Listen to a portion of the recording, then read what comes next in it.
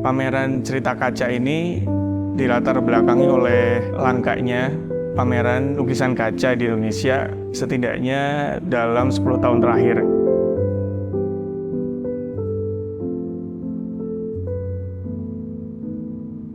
Pada masa sekarang, itu banyak sekali pameran tentang seni rupa kontemporer gitu, yang mengetengahkan kecanggihan, sofistikasi dari medium dan lain sebagainya. Tapi dalam beberapa tahun terakhir justru langka juga pameran yang menunjukkan seni rakyat. Salah satunya adalah lukisan kaca. Kenapa lukisan kaca? Pertama, selain lukisan kaca itu sangat menarik ya dari segi ceritanya, perjalanannya. Lukisan kaca ini sangat kurang diperhatikan oleh pemerintah sendiri. Jarang sekali galeri-galeri atau museum menampilkan lukisan kaca. Jadi oleh sebab itu kami ingin menampilkan lukisan kaca secara lengkap.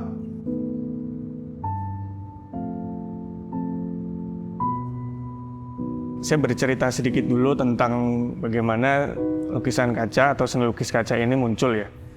Pertama kali muncul itu di abad 14 atau 15 di Eropa, khususnya di Italia, terus kemudian merambah ke Cina daratan pada abad 16 ke 17, dan di sana seni lukis kaca itu menjadi semacam seni tinggi atau high art itu yang diproduksi di lingkungan istana. Karena proses perdagangan di abad 17 sampai 18, seni lukis kaca ini kemudian merambah ke Nusantara atau ke Asia Tenggara gitu, dan kemudian dia masuk ke Cirebon pada awal abad 18. Lukisan kaca ini di Cirebon awalnya lahir di kalangan komunitas Tionghoa di Cirebon. Kemudian para raja di keraton Cirebon itu menyukai juga seni lukis kaca itu dan kemudian menyebar di luar lingkungan istana. Awalnya kaca itu berharga mahal, langka, dan hanya bisa dinikmati oleh golongan bangsawan dan kelas menengah atas. Tapi kemudian karena proses industrialisasi, kaca menjadi medium yang massal dan orang biasa juga bisa membeli atau menggunakan kaca, yang kemudian membuat para rakyat jelata itu juga bisa menciptakan lukisan kaca.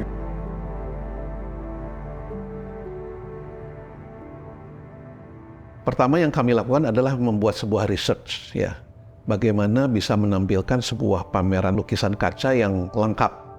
Saya bekerja sama dengan Cabib melakukan itu sampai akhirnya terkumpul lebih dari 300 lukisan kaca dari berbagai kolektor ya, ada 30 kolektor baik individual, personal maupun institusi dan museum. Salah satunya Museum Pangeran Cakabuana di Cirebon, juga Bentara Budaya yang banyak menampilkan pameran lukisan kaca.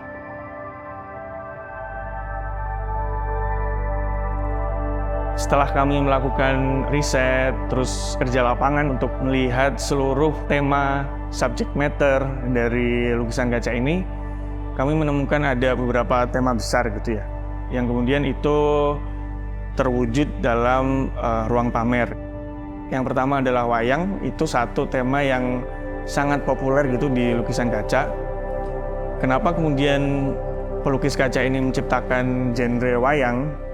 Karena pada masa itu, jauh sebelum sekarang ya, wayang itu adalah medium yang berjarak gitu. Karena dia hanya tampil di dalam pertunjukan. Lantas wayang kulit itu juga harganya cukup mahal, yang itu kemudian susah dijangkau oleh rakyat jelata gitu. Makanya kemudian para pelukis kaca ini juga menciptakan genre wayang agar rakyat jelata juga bisa mengoleksi wayang.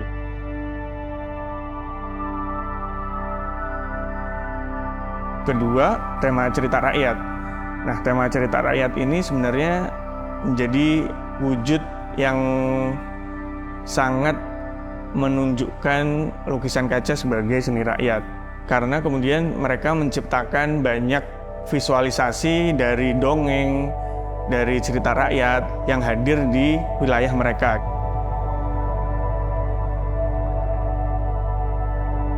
Terus tema Islam. Tema Islam ini juga sangat populer di dalam medium seni lukis kaca, karena lukisan kaca itu juga menjadi medium untuk menunjukkan syiar dari Islam. Subjek matter yang tampil di lukisan kaca yang bertemakan Islam itu biasanya penggambaran masjid, terus penggambaran kisah-kisah Nabi yang diambil dari Al-Quran. Terus kemudian tema Putri Cina. Putri Cina juga menjadi subjek matter yang populer di Indonesia, yang itu sangat dipengaruhi oleh seni lukis kaca yang berasal dari Cina gitu. Jadi menampilkan para perempuan Cina yang hadir di ruang domestik mereka. Di ruang domestik itu mereka bisa melakukan membaca, berdandan, dan sebagainya. Menariknya juga dalam konteks akulturasi, Putri Cina ini diadaptasi oleh pelukis kaca di Indonesia dengan tema Putri Champa. Putri Champa ini adalah putri dari kerajaan Champa di Kamboja yang konon adalah bibi dari Sunan Ampel, tokoh penting dari salah satu wali songo yang menyebarkan Islam di Nusantara. Jadi ada akulturasi bahwa kemudian Putri Cina ini menjadi salah satu cabang dari tema Islam juga.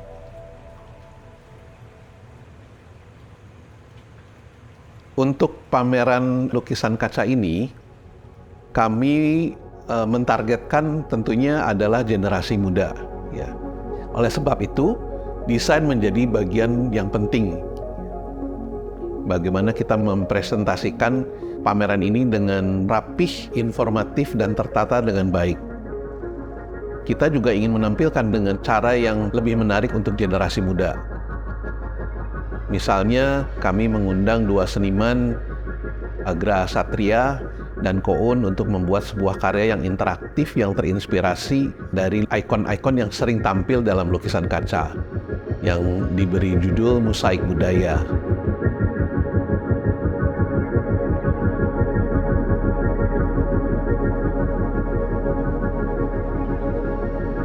Kami juga memamerkan atau menyoroti beberapa tokoh atau maestro yang kemudian mendukung, menyebarluaskan, atau kemudian menemukan teknik-teknik baru dari lukisan kaca, yaitu Rastika dari Cirebon dan Haryadi Swadi dari Bandung. Beberapa karya terpilih dari mereka kami pamerkan juga untuk kemudian kita bisa melihat bagaimana medium seni lukis kaca ini berkembang secara teknis dan mendapatkan banyak inovasi.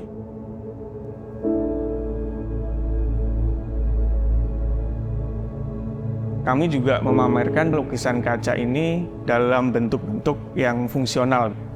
Seni lukis kaca ini kan prinsip pelukisannya itu terbalik ya. Jadi tekstur cat itu dalam lukisan kaca itu tidak hadir di permukaan yang atas, tetapi di belakang, di versonya, bukan di rektonya. Jadi ini menunjukkan bagaimana lukisan kaca ini punya semacam daya tahan dari cuaca, dari suhu, dan lain sebagainya.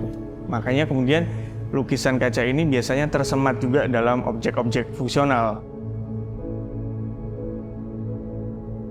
Terakhir adalah tema tentang lukisan kaca yang hadir di mancanegara gitu. Jadi Kami juga mengumpulkan seni lukis kaca dari Tiongkok, kemudian dari India, dari Burma, dari Jepang, dan dari Afrika.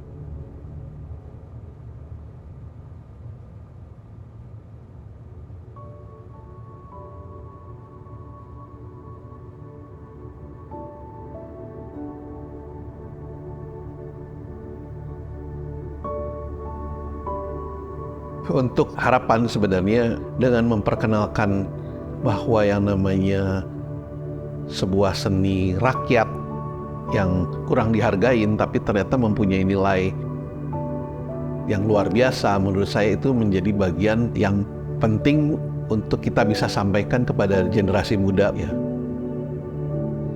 Karena di generasi sekarang ini kita seringkali lupa dan terlalu banyak melihat keluar ya. Dan seringkali kita tidak melihat apa yang kita miliki.